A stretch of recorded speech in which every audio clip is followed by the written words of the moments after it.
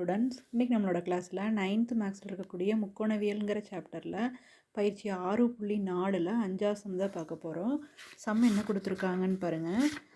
5 centimetre நீளமுள்ள ஒரு ஏணியானது சுவற்றிலிருந்து 4 metre தொலைவில் அடிப்பாகம் தரையை தொடுமாறு சுவற்றின் மீது சாய்த்து வைக்கப்பட்டுள்ளது அப்படின்னு கொடுத்துருக்காங்க. அப்படின்னா அந்த ஏணி தரையோட எவ்வளோ கோணத்தை ஏற்படுத்தும்னு கேட்டிருக்காங்க. ஸோ இதுக்கு நம்ம ஒரு படம் வரையலாம். ஸோ செங்குத்தாக ஒரு கோடு போட்டு அதையே ஒரு சுவர்னு கன்சிடர் பண்ணிக்கலாம். ஒரு சுவர் மேலே ஏணி இப்படி கிராஸாக தானே சாய்ச்சி வைப்பாங்க. ஸோ கீழே இருக்கிறத தரைன்னு எடுத்துக்கலாம், கிடைமட்டமாக இருக்கிறத. அந்த சுவர்லேருந்து 4 மீட்ரு தள்ளி தான் ஏணி சாய்ச்சி வச்சுருக்காங்க. ஸோ ஏணியினுடைய அடிப்பாகம் தரையை தொடுது பார்த்திங்களா. அது சுவர்லேருந்து எவ்வளோ தூரம் தள்ளி இருக்குன்னா 4 மீட்ரு தள்ளி இருக்குது. ஏணியோட நீளம் என்னென்னா 5 metre.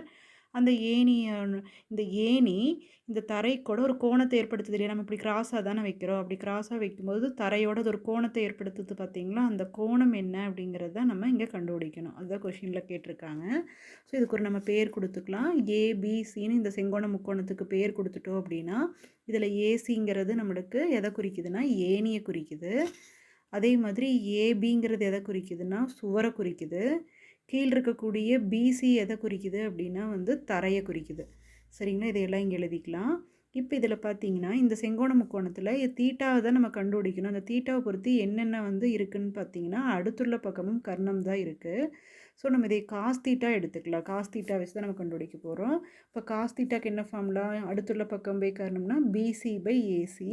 So cos theta equal to பிசியோட மதிப்பை பிரதியிடுங்க 4, ஏசியோட மதிப்பு 5. ஸோ 4 5ஆல் வகுக்க முடியாததுனால பாயிண்ட் வச்சிட்டோம்னா அது 40ன்னு ஆயிரும். ஸோ 40க்குள்ளே எவ்வளோ 5 இருக்குன்னா 8 5 40. So 0.8. Cos theta equal to 0.8னா தீட்டா என்ன அப்படிங்கிறத நம்ம கண்டுபிடிக்கணும்.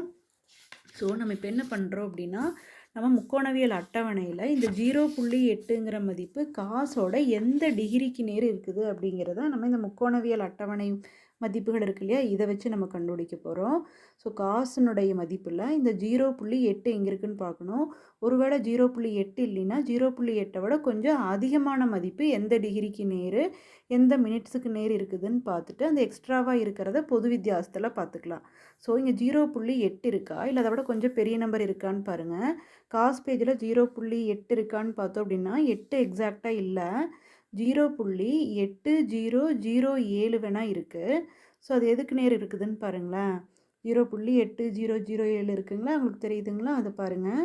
இது எதுக்கு நேர் இருக்குது அப்படின்னா அந்த நம்பருக்கு நேர் என்ன டிகிரி இருக்குதுன்னு பாருங்கள். 36 டிகிரி இருக்குது.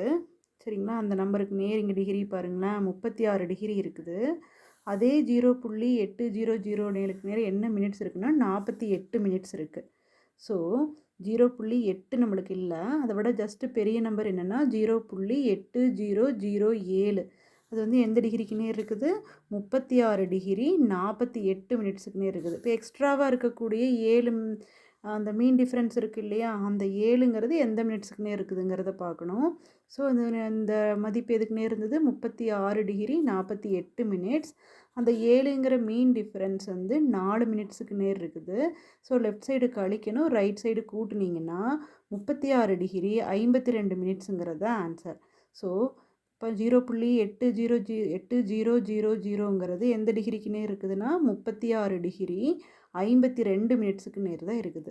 தேர்ஃபோர் அந்த ஏணி தரையோடு ஏற்படுத்தக்கூடிய கோணம்